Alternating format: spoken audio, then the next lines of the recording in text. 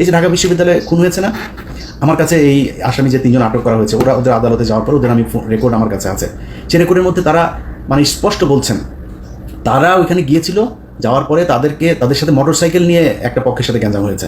সেই আসল গ্যাঞ্জাম হচ্ছিল আরেক জায়গায়, তাদের সাথে গ্যাঞ্জাম হচ্ছে হওয়ার এই মাঝখানে তাদেরকে ধরে ঢাকা বিশ্ববিদ্যালয়ের কিছু স্টুডেন্ট তাদের সাথে বাকবিতণ্ডার এক পর্যায়ে আপনার মারধর করে। তাদেরকে পুলিশ আসার পর তারা বললো যে তোমরা হসপিটালে যাও। তারা হসপিটালে গিয়েছে চিকিৎসা আনতে, নিজে থেকে, পুলিশ নিয়ে যায়নি। একটু পরে পুলিশ ফোন দিয়েছে আপনারা কোথায়, এখানে। আচ্ছা ঠিক আছে, দাঁড়া আমরা আসতেছি, কি তাদেরকে ধরে নিয়ে এসে খুনের আসামি তারা। এখন আসল ঘটনাটা তাহলে কারা ঘটালো, এটা তো তাহলে আমাদের বের করা উচিত। কেন বের হচ্ছে না, কেন ঘটছে এগুলোর সাথে গোয়েন্দা সংস্থা জড়িত।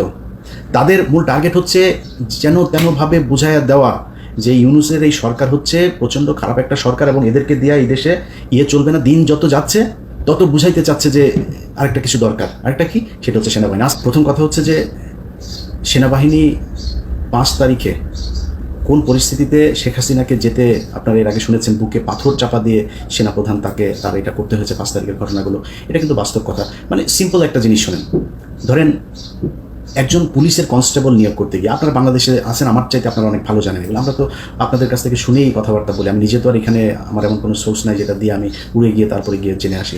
আপনারা জানেন যে একটা পুলিশের কনস্টেবলের চাকরি নিতে গেলে আপনার কি পরিমাণে মানে করতে হয়, মানে সরকারি যেসব গোয়েন্দা সংস্থা এই যে ভেরিফিকেশনের কাজটা যে চলে, আপনার পরিবারের ভেতরে মানে বাবা মা ভাই বোন না, এর বাইরেও 14 গোষ্ঠীর ভেতরে জামাত বিএনপির কোনো লোকজন আছে কিনা সেটা যাচাই বাছাই করে তারপরে আপনাকে চাকরিতে নেওয়া হতো। এটা সত্য কি মিথ্যা আপনি নিজেকে জিজ্ঞেস করেন।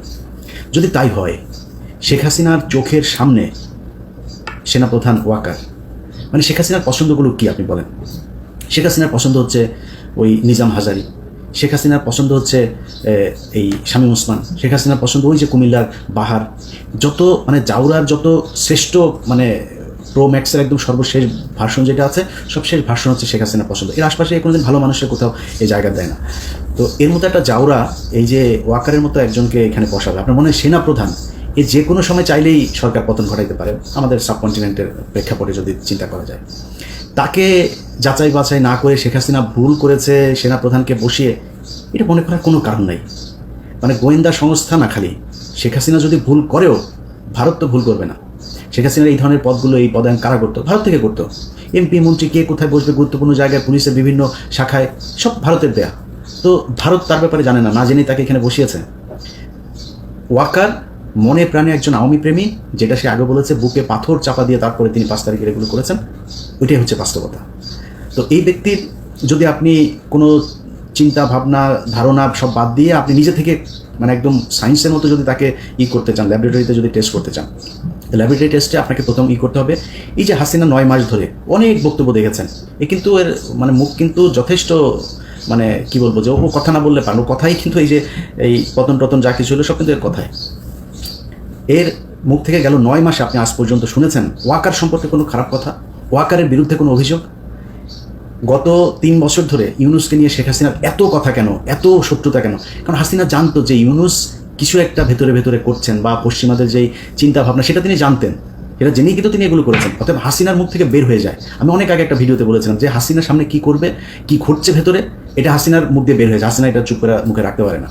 তো এতদিন ধরে ওয়াকারের বিরুদ্ধে হাসিনার কোনো অভিযোগ নাই। এর কারণ কি? আমি এর আগে আরেক ভিডিওতে বলেছিলাম যে শেখ হাসিনার সাথে ওয়াকারের ওয়াইফের ফোন দিয়ে সার্বক্ষণিক যোগাযোগ হয়। ওয়াকারের স্ত্রীর সাথে তার প্রতিদিন কয়েকবার কথা হয়, তারপরে ওয়াকারের সাথেও কথা হয়। তো এগুলোর যদি নাকি আপনি ওই যেটা বললাম ল্যাবরেটরিতে যদি নাকি আপনি টেস্ট করতে যান, আপনি দেখেন আওয়ামী লীগ যা চায় ওয়াকার তা ঠিকঠাক মতো করছে কিনা। 5 তারিখে শেখ হাসিনাকে ওয়াকারের প্রথম কাজ কী ছিল? তারে অ্যারেস্ট করা। সে তো খুনি, তারা অ্যারেস্ট করেছে? করে নেই। এই যে আয়নাঘর থেকে তো সাথে সাথে বের করে দেওয়া দরকার ছিল, লোকজনে যাইতে দেয় নেই। প্রথমেই তো তার এটা উচিত ছিল যে কোথায় আছে। সে মনে করেন আয়নাঘরের এগুলো খালি জিয়াউল হাসান সব কিছু করেছে, আর কেউ সব ফেরেস্তা। এখন জিয়াউল হাসানকে বানানো হয়েছে হচ্ছে বলির পাঠা। জিয়াউল হাসান মানে যত কিছুই তার বিরুদ্ধে অভিযোগ আছে, আমি জানি না সেগুলোর কতটা সত্য মিথ্যা আমি জানি না, কিন্তু এই লোক ছিল হচ্ছে স্ট্রেট ফরওয়ার্ড লোক। যারা যা বলতো, যারা মেরে ফেলো তার মেরে ফেলবো, এই টাইপের লোক সে একজন। এখন এদের সাথে তেল দিয়ে চলতে পারেনি, সব দোষ তার ঘাড়ে দিয়ে সবাই ভালো মানুষ। এখন আপনি যে সেনাপ্রধান হিসেবে ক্ষমতা নিলেন, আপনি জানেন না কিছু, এই যে গুমটুম হয়েছে আয়নাঘর, কোনো কিছু জানেন না। তাহলে 5 তারিখের সন্ধ্যার ভেতরে সবাইকে ওইখান থেকে বের করে, আপনার ক্যান্টনমেন্টের ভেতরেই তো ছিল এগুলো, আপনি করেন। এখন পর্যন্ত কি ক্যান্টনমেন্টের ওই আয়নাঘরে আপনার নিয়ে গেলেন কোথায়?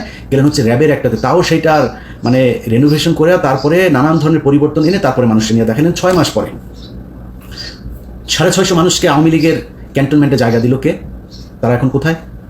কয়েকদিন পর দেখা যাচ্ছেন এই ইন্ডিয়া চলে গেছে, ওইখানে চলে গেছে। কে পাঠাচ্ছে? সবশেষ হামিদ গিয়েছে। আপনার মনে হয় পুলিশের একজন এসপিকে সেটার জন্য দায়ী করা হচ্ছে? এমনকি এসবির যে প্রধান, তার দায় আছে, অবশ্যই তার দায় আছে। সে এসবির প্রধান, নো ডাউট যে সে কখনই আওয়ামীপন্থী লোক না, সে আওয়ামী লীগের দ্বারা নির্যাতিত লোক, কোনো সমস্যা নেই, কিন্তু তিনি এই দায় এড়াইতে পারবেন না। বাট যদি সব কিছুর উপরেই করা হয়, এখানে 100% আর্মি জড়িত। আর্মিকে বাইপাস করে, আর যদি আরেকজন করতে চায় সেটাও ডক্টর ইউনূস, কিন্তু আর্মিকে বাইপাস করে না, তাদের সমর্থন নিয়ে তারপরে করতে হবে। সো এই ঘটনার সাথে আর্মি জড়িত। এখন পর্যন্ত ধারাবাহিকভাবে মমতাজকে ধানমন্ডি থেকে গ্রেপ্তার করা হয়। আচ্ছা, আপনি বলেন এই দেশটা টিকবে কেমনে? আমারে বলেন। ধানমন্ডির মতো জায়গায় মমতাজ এতদিন ধরে পালায়া ছিল। এই দেশের পুলিশ করে কি? ডিজিএফআই করে কি? এনএসআই করে কি? গোয়েন্দা সংস্থা কি করে? আপনি এই দেশ কেমনে টিকাবেন? এই যদি হয় গোয়েন্দাদের অবস্থা, তাহলে আপনি এই মানে ভবিষ্যতে যে আরও বড় ধরনের কোনো ঘটনা ঘটবে না, সেটা আপনি সামলাবেন কেমনে? পারবেন না সামলাইতে। তারপরে কি করলো? হাসিনার বাড়ি ভাঙবে পোলাপান। ওটা তো বাকশালের আতুরঘর। ওইখানে বসে এই দেশের যত অপকর্ম সব হয়েছে, এই দুর্নীতি থেকে শুরু করে এই পর্যন্ত এই বাংলাদেশের যত অবক্ষয়, ভারতের যত যোগসাজশ, ভারতকে এই দেশে কাজ করতে দেওয়ার যত দেশ, ওই ঘরে বসে হয়েছে। ওইটার পাবলিক টয়লেট বানানো উচিত। একদম মানে লিটারালি এটা এরকম না যে মানে মানুষ যায় এখন তো হিসু করে, এইভাবে না, বানাই দিতে হবে। পুরুষ মহিলার আলাদা করে ওখানে বাথরুম বানাইতে হবে এবং লিখে দিতে হবে বাথরুমের ওইখানে সামনে বড় করে ব্যানার থাকতে হবে, একটু হেগে যান, এটা এই জায়গা হইতে হবে। প্রচণ্ড ঘৃণার একটা স্থান হওয়া দরকার। ওইটা মানুষ ভাঙতে চেয়েছে, জনগণ চেয়েছে, সেনাবাহিনী যায় বাধা দেয়। সেনাবাহিনীর কাজ কি? এদেরকেই করা নাকি?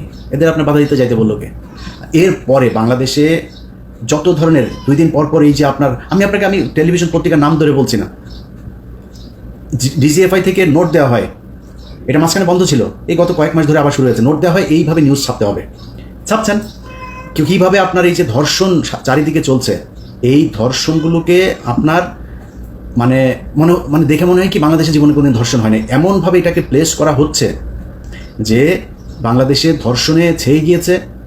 এই দেশে ধর্ষণের জন্য মানে যে কোনো সময় সরকার পতনের আন্দোলন হইতে হবে, এমন একটা পরিস্থিতি তৈরি করা হচ্ছে।